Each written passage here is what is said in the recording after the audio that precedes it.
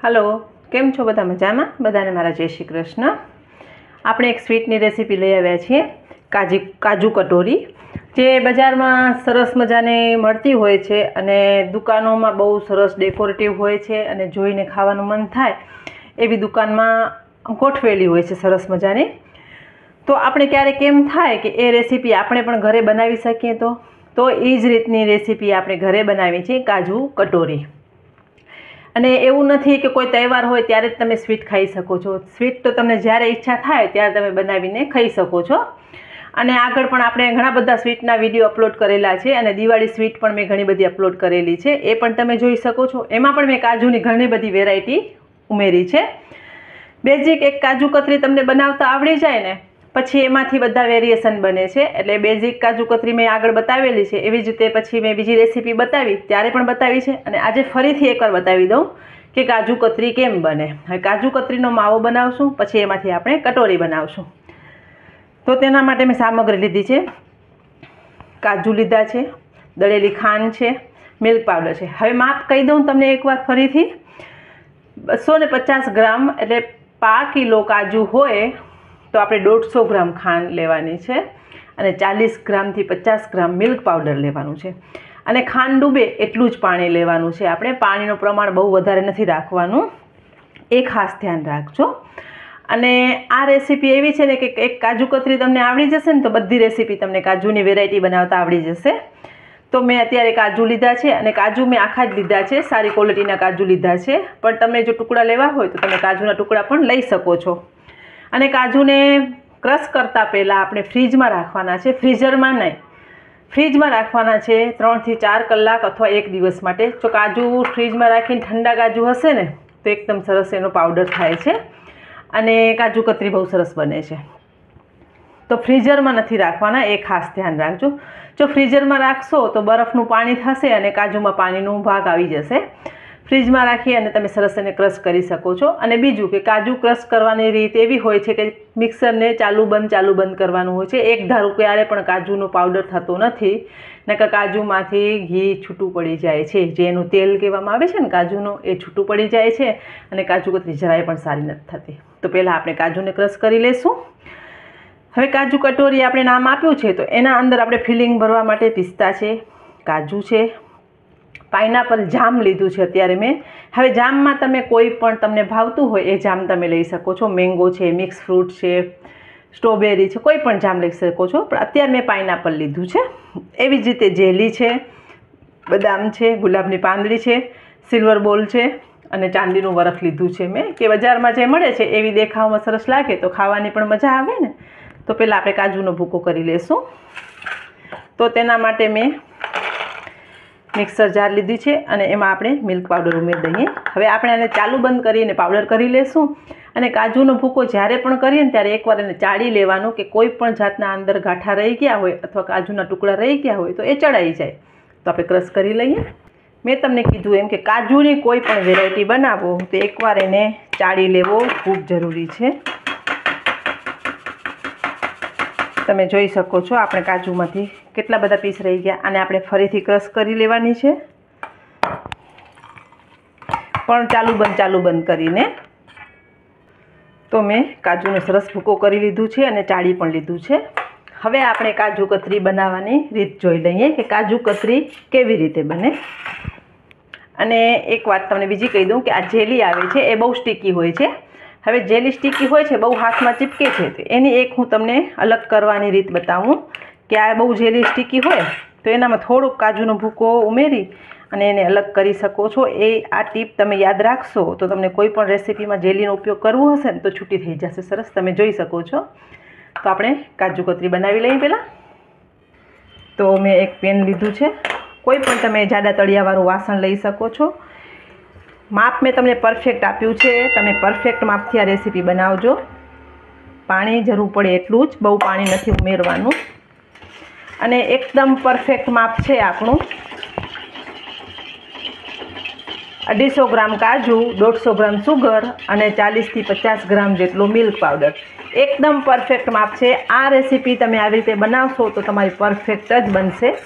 અને આપણે ચાસણી નથી કરવાની. ખાંડ મેલ્ટ થાય અને થોડીક ચીકાશ પર તૈયાર થાય એટલે આપણે કાજુનો ભૂકો ઉમેરી દેવાનો છે. આમાં કોઈ 1 કે 2 તારની ચાસણી નથી બનાવવાની. હવે આપણે ખાંડનું પાણી પણ બળી ગયું છે તો આપણે એમાં કાજુ ઉમેરી દઈશું. મેં તમને કીધું એમ કે પરફેક્ટ માપ છે ને પરફેક્ટ રેસીપી બનશે તો તમે એક ખાસ વાતનું ધ્યાન રાખજો. પાણીનું પ્રમાણ પણ બહુ નથી કરવાનું અને સુગરનું પ્રમાણ પણ બહુ નથી કરવાનું. તમે જોઈ શકો છો આપણો માવો એકદમ સરસ તૈયાર થઈ ગયું છે. હવે કાજુ કતરી બનાવવી હોય તો આપણે એને મસળવાનું હોય છે, પણ અત્યારે આપણે કાજુ કતરી નથી બનાવી, એમાંથી આપણે કટોરી બનાવવાની છે, કાજુ કટોરી. તો આપણે થોડુંક માવાને ઠંડો કરી લેશું. તો આપણું પરફેક્ટ માપ હતું અને પરફેક્ટ જ રેસીપી બને છે. તમે જોઈ શકો છો કાજુનો માવો તૈયાર છે. હવે આપણે આમાંથી કટોરી બનાવવાની છે. તો પહેલાં આપણે કટોરી બનાવી લઈએ, પછી આપણે આગળની પ્રોસેસ કરીએ કે કટોરી છે એ આપણી સુકાઈ જાય થોડીક. હવે તમારા પાસે કોઈ મોલ્ડ હોય તો તમે મોલ્ડનો ઉપયોગ કરી શકો છો, પણ બધા પાસે મોલ્ડ નથી હોતા તો હું પણ આવી જ રીતે તમને બનાવીને બતાવું છું કે તમે આવી રીતે પણ કરી શકો છો. આવી રીતે કટોરી બનાવી અને આપણે ફ્રીજમાં થોડીવાર સેટ કરવા મૂકવાની છે કે થોડીક કડક થઈ જશે.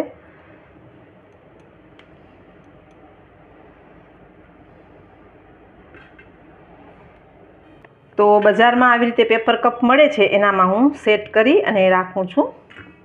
તમે જોઈ શકો છો આપણે એકદમ ઇઝીલી કટોરી બની જાય છે. અને આને પ્રોસેસ ફટાફટ થોડીક કરવાની હોય છે. જો કાજુ કતરી તમને બનાવવી હોય ને તો એ તમને ફટાફટ કરવી પડે છે, વણીને તરત જ એને સુકાવવાની હોય છે. આપણે અત્યારે કટોરીનો શેપ આપીએ છીએ તો આપણે આવી રીતે કોઈ મોલ્ડ હોય તમારા પાસે તો ઓકે, અને ન હોય તો બજારમાં તમને આવી રીતે ઇઝીલી પેપર કપ મળી જાય છે. અને આમાંથી અનમોલ્ડ પણ સરસ થઈ જ જશે, કેમ કે આ બટર પેપરના કપ છે. તો આપણે બધા કપ પહેલાં સેટ કરી લઈએ. તો મેં આવી રીતે કાજુની કટોરી બનાવી લીધી છે. હવે થોડીક વાર આપણે આને ફ્રીજમાં સેટ કરવા દઈએ અને અંદરનું ફિલિંગ બનાવી લઈએ. હવે કટોરીમાં ભરવા માટે આપણે ફિલિંગ બનાવીએ. એના માટે આપણે બદામ પીસ લીધા છે, કાજુના ટુકડા અને પિસ્તા છે, સાથે આપણે જેલી લીધી છે, કલરફુલ જેલી બજારમાં મળે જ છે, અને આ પાઇનેપલ જામ લીધું છે. હવે આને બધું એક સરખું મિક્સ કરી લેવાનું છે.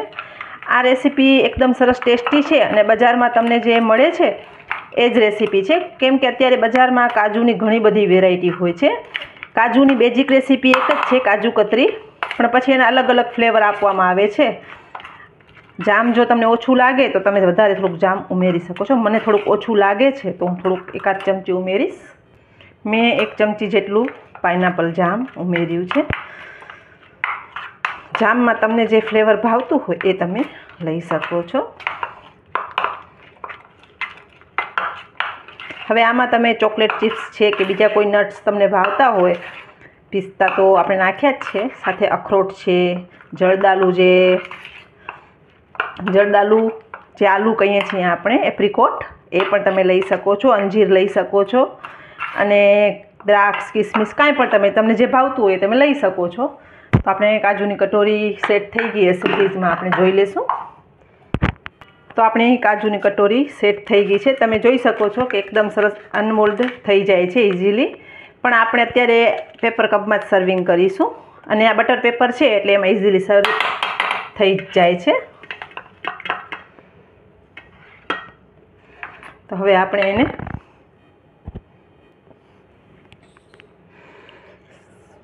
કટોરીમાં થોડું ભરી લેવાનું છે, અંદરનું સ્ટફિંગ, અને દેખાવમાં પણ સરસ લાગશે અને ખાવામાં તો બહુ જ રીચ લાગે છે. આ જે રોયલ સ્વીટ કહેવાય ને એવી સ્વીટ છે. અને આગળ પણ મેં ઘણા બધા વિડીયો અપલોડ કરેલા જ છે, તમે એ પણ જોઈ શકો છો.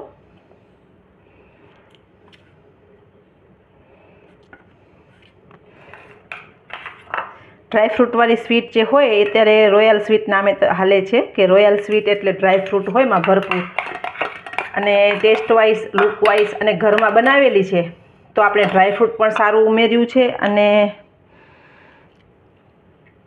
બધી વસ્તુ આપણે ચોખ્ખી ઉમેરી છે, અને આપણી નજર સામે બનતી હોય તો રેસીપી સરસ જ બનવાની હોય તો તમે ચોક્કસ આ રેસીપી તમારા ઘરે બનાવજો અને બધાને ખુશ કરજો. અને આ સ્વીટ તમારે એવું નથી, દિવાળીના દિવસે પણ બનાવી શકો છો અને ગમે ત્યારે તમે એને બનાવી શકો છો. હવે જો આપણે કોટ કરવું હોય તો આપણે આવી રીતે કટોરીને હાથમાં લઈ લેશું.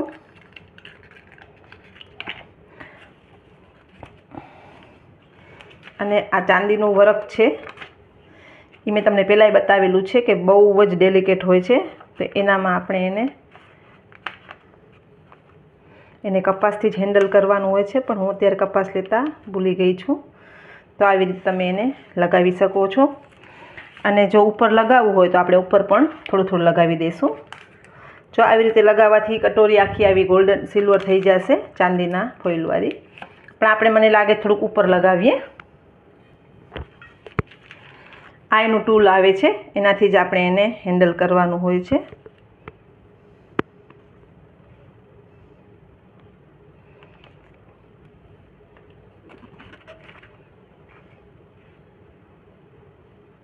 બહુ નહીં પણ થોડું થોડું જ. બહુ જો લગાવશું તો આપણે જે રેસીપી છે એનો લુક દેખાશે નહીં, જે આપણે બનાવ્યું છે એ. મેં તમને કીધું એમ કે આ બહુ જ ડેલિકેટ હોય છે અને બહુ જ ધ્યાન રાખવાનું હોય છે.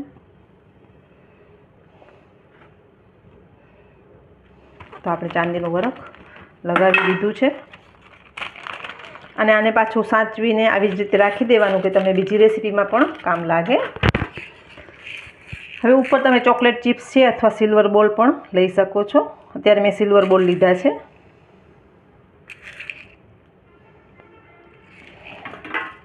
અને રોયલ સ્વીટ છે તો ગુલાબને કેમ ભૂલાય. આપણે ગુલાબની પાંદડી લીધી છે. આ ગુલાબની પાંદડી ડ્રાય છે, મેં ઘરે જ બનાવેલી છે. ગુલાબ લઈ આવી, દેશી ગુલાબમાંથી જ બનશે આ. ગુલાબ લઈ આવી, પાંદડી છૂટી કરી અને એને તડકામાં નથી સૂકવવાની, છાયામાં સૂકવવાની છે. પણ બારે ઘરમાં સૂકવશો તો જલ્દી સૂકવાશે નહીં, પણ જ્યાં તડકું ના આવતું હોય એવી જગ્યાએ તમે એને સૂકવજો તો એકદમ સરસ સુકાઈ જશે.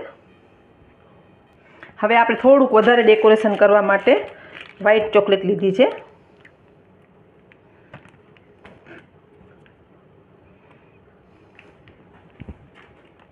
નાની નાની વસ્તુનું તમે ધ્યાન રાખો છો તો તમારી રેસીપી એકદમ સરસ ઘરે બને છે.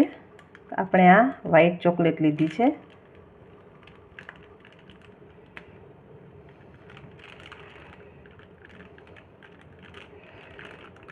વ્હાઈટ ચોકલેટને મેં મેલ્ટ કરીને લીધી છે કે ડેકોરેશનમાં પણ સરસ લાગે અને છોકરાઓને પણ ભાવે. તો તૈયાર છે આપણી કાજુ કટોરી. હવે તમને આખું સિલ્વર ચાંદીના વરખમાં કોટ કરવું હોય તો આખી કટોરીને પહેલાં ચાંદીના વરખમાં કોટ કરી લેવાની, પછી આપણે આ સ્ટફિંગ ભરીને સર્વ કરી શકીએ. પણ અત્યારે મારે તો આવી જ રીતે સર્વ કરવી છે તો હું સર્વ કરી લઈશ. તો તૈયાર છે આપણી એકદમ ઇઝી એવી રેસીપી ડ્રાય ફ્રૂટ કાજુ કટોરી. એકદમ સરસ રેસીપી છે, ટેસ્ટી તો છે, સાથે સરસ પણ લાગે છે અને માર્કેટ કરતાં સસ્તી અને સારી. અને મેં કોઈ પણ જાતની કાંઈ પણ મિક્સિંગ એમાં કરી નથી કાજુમાં. ખાલી કાજુ, થોડુંક મિલ્ક પાવડર અને સુગરનો જ ઉપયોગ કર્યો છે.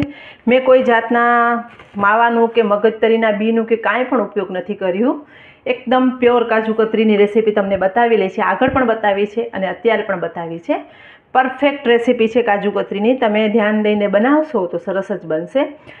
ખાસ એક વાતનું પાણી એમાં ધ્યાન રાખવાનું કે પાણીનું માપ સરખું હશે તો કાજુ કતરી તમારી સરસ થશે. ક્યારેક એવું પણ થાય કે પાણી વધારે પડી ગયું તો શું કરવાનું? જો પાણી વધારે પડી જાય કાજુ કતરીમાં તો કાજુનો ભૂકો રેડી રાખવાનો. લિક્વિડ થઈ જાય, કાજુ કતરી ઢીલી થઈ જાય તો કાજુનો ભૂકો ફરીથી એમાં મિક્સ કરી અને એને કડક જેવું બાંધી લેવાનું. અને ક્યારેક એવું પણ થાય કે કાજુ કતરી આપણી હાર્ડ પણ થઈ જાય, કારણ કે આમાં ચાસણી નથી કરવાની. પણ કોકને ન ફાવે તો ચાસણી થઈ જાય ને કાજુ કતરી કડક થઈ જાય તો આપણે એમાં થોડુંક દૂધ અથવા પાણી ઉમેરી અને પાછું એને ગરમ, જરાક બહુ ગરમ નથી કરવાનું, સાધારણ ગરમ કરીને હેન્ડલ કરવાનું હોય છે. કે સાધારણ ગરમ કરીને એને એકદમ સરસ મિક્સ કરી મસળીને પાછી કાજુ કતરી તમે બનાવી શકો છો. કડક થાય તો દૂધ અથવા પાણી ઉમેરવાનું 2 થી 3 ચમચી ધ્યાન રાખીને સાચવીને. અને ઢીલી થઈ જાય તો કાજુનો ભૂકો ઉમેરી શકો છો, તો તમારી કાજુ કતરી પરફેક્ટ બનશે. અને આ રેસીપી તમે જોઈ શકો છો એકદમ સરસ છે, ઇઝી છે અને માર્કેટ કરતાં સરસ જ બની છે. તો બધાને મારા જય માતાજી.